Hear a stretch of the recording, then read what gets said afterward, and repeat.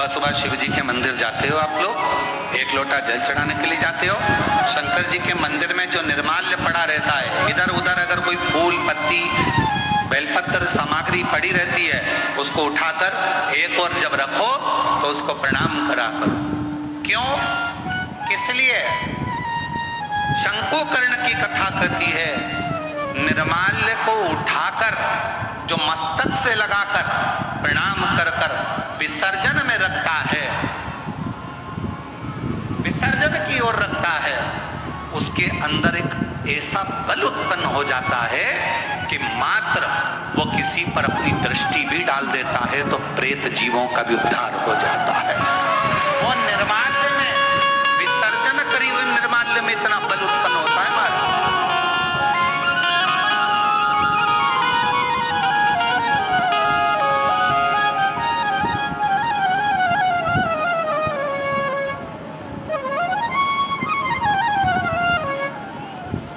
उठाया, सिर से लगाया, प्रणाम करा, नमन करा, प्रणाम कर कर विसर्जन करा। शंकुकर्ण गंगा जी का स्नान करता, विश्वनाथ का मंदिर का बुआरी लगाता, सफाई करता, निर्माल्य उठाता, विसर्जन करता। समय बीत गया। एक बार शंकुकर्ण गंगा जी का स्नान कर कर निर्माल्य विसर्जन कर कर आ रहा था तो क्या देखता है कि एक दुबला पतला सा, जिसकी केवल हड्डियां हैं, कहीं कहीं पर उसके मांस है और शरीर के नेत्र बड़े विशाल हैं, दांत बहुत बाहर निकले हुए हैं, बड़े बड़े कान है, शीश बहुत बड़ा है। उसको देखकर आश्चर्य हुआ उसे, ये कौन है, ये है कौन? उसको बड़ा आश्चर्य। शंकुकर्ण ने थोड़ी देर तक उसको देखा।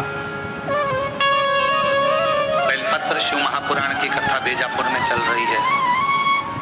पूरा विश्व, केवल भारत देश ही नहीं, विदेश के लोग भी इस शिव महापुराण की कथा का बहुत समय से इंतजार कर रहे थे कि एक बार बेलपत्र शिव पुराण सुनने को मिले, और वो कथा बीजापुर वालों को मिली। बहुत ध्यान से सुनना इस कथा का, एक एक कथा के क्रम को श्रवण करिएगा जरा। बीजापुर की जो कथा चल रही है बेलपत्र, ये कोई साधारण कथा नहीं।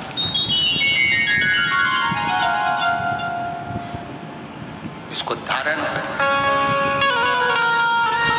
बड़े बड़े कान हैं, बड़ा शीश है, बड़ी आंखें हैं, चेहरे पर तो मांस था, छाती पर से मांस हट गया, कंकाल दिख रहा था, चमड़ी नहीं थी, केवल हड्डी थी।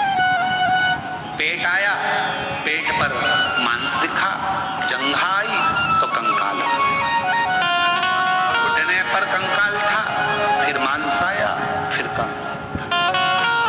समझ नहीं आया ये कौन। देखते देखते शंकुकर्ण वहां से निकल गया। थोड़ी दूर चलने पर शंकुकर्ण ने क्या देखा कि पीछे पीछे एक, जिस व्यक्ति को मैंने देखा था, जिस पिशाच को मैंने देखा था, जिस भूत को मैंने देखा था, जिस पिशाच को मैंने देखा था, वो पिशाच पीछे पीछे चल रहा, वो भूत पीछे पीछे।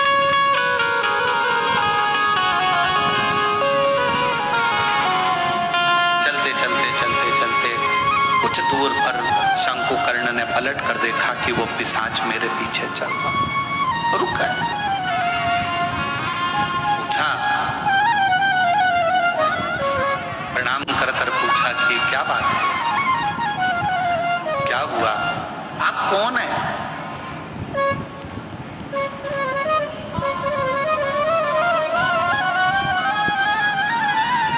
कहाँ के रहने वाले हो, कहाँ से आए हो? मैं आपको पहचानता नहीं हूं, आप कौन है?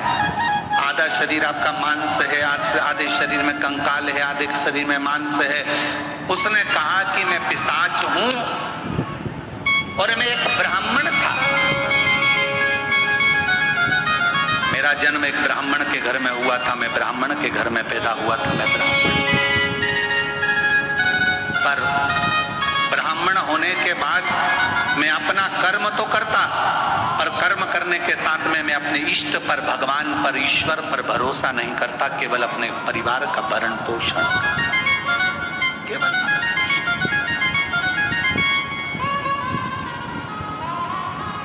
थोड़ा सावधानी रखना। कथा में कई लोग इस कथा को श्रवण कर रहे होंगे तो थोड़ा स्मरण करिएगा इस कथा। मैं ब्राह्मण कुल में जन्मा हूं, ब्राह्मण कुल में मेरा जन्म हुआ, पर मैं अपने कर्म पर ध्यान न देते हुए परिवार के भरण पोषण के लिए कमाता तो था, परिवार के लिए लाता भी था, पर मैं भगवान पर भरोसा नहीं करता था, विश्वास नहीं था, मैं करता कर्म वही।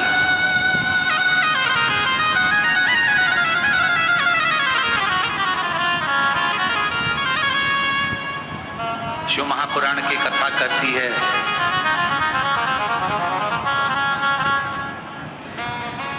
वो कौन सा ब्राह्मण होता है जिस ब्राह्मण के जीवन में कभी दुख नहीं आता। कौन सा ब्राह्मण? तो कहा ब्राह्मण वो श्रेष्ठ है जो भगवान की पूजन करने के लिए यजमान के घर पर तो गया है, पूजन भी कर रहा है, यजमान के दरवाजे पर जाकर, यजमान के घर पर जाकर या मंदिर, देवालय, शिवालय में भगवान की आराधना कर रहा है, और साथ में गणेश की वंदना करी, गणेश का स्मरण करा, माँ गौरा की पूजन करी, पंच लोकपाल की पूजन करी, षोडश मातृका की पूजन करी, नवग्रह देवता की पूजन करी, भद्रमंडल की पूजन करी, पितृमंडल की पूजन करी, सारे देवताओं की पूजन कर रहा है। जजमान जितनी श्रद्धा, जजमान जितनी भक्ति उन मंडलों के प्रति रखता है, उससे 4 गुना ज्यादा विश्वास, भक्ति ब्राह्मण के अंदर उन देवताओं के प्रति होना चाहिए। तो वो देवता कभी कहीं धोखा नहीं खाता, वो ब्राह्मण बढ़ता चले जाता। अपने विश्वास पर, अपने भरोसे।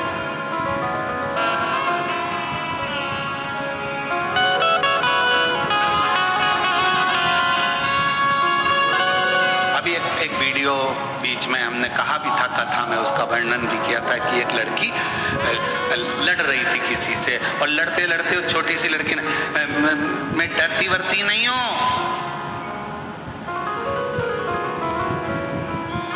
मेरा भरोसा है मेरे महाकाल पर, मेरा भरोसा है मेरे महादेव पर। वो बच्ची कहती है, उसको देखकर ना जाने कितनी बच्चियों को विश्वास प्राप्त हो गया होगा कि उस लड़की ने ये शब्द